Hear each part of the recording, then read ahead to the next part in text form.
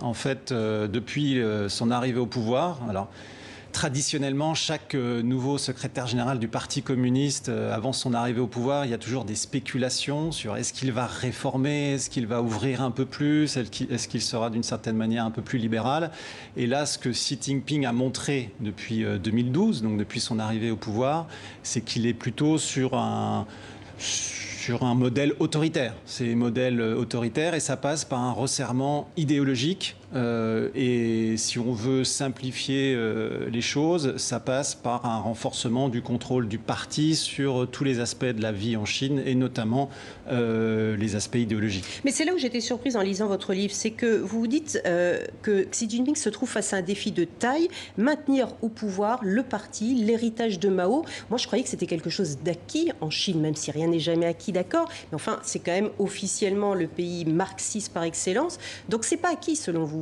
C'était pas acquis parce que à partir de la mort de Mao en 1976, vous avez eu l'époque de Deng Xiaoping. Et Deng Xiaoping, c'est la priorité mise sur l'économie. Et ce développement de l'économie qui a porté la Chine à la deuxième place mondiale s'est traduit dans les dernières années du mandat de son prédécesseur, Hu Jintao, par un certain relâchement.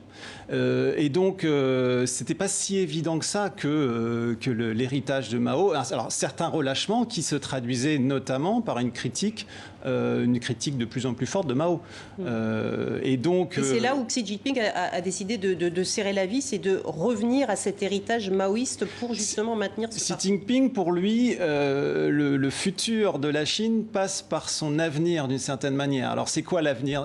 Par son passé. Par son passé, pardon, ouais. Par son passé. Donc le passé, c'est le passé immédiat, le passé du Parti communiste. Donc en fait, Xi Jinping ne cesse de mettre en avant la glorieuse aventure du Parti communiste depuis 1949, donc depuis 70 ans, et puis aussi la glorification d'un passé impérial. Donc en fait, vous avez ces deux aspects, c'est-à-dire le fait de dire la Chine a été une puissance très très forte sous les empereurs jusqu'au XVIe, XVIIe siècle, et les Occidentaux sont arrivés. Et lui, donc, vous dites justement que son anti-modèle, si on peut dire, c'est Mikhail Gorbatchev, qui a conduit à la chute de l'Empire soviétique en 1991, si je ne me trompe pas.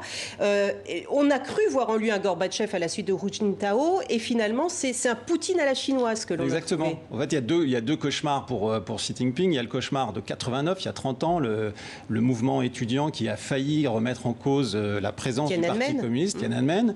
Et puis le deuxième, c'est 91, c'est la dissolution de l'Union soviétique. Le fait qu'il y avait un parti communiste, le Parti communiste de l'Union soviétique, qui a perdu le pouvoir.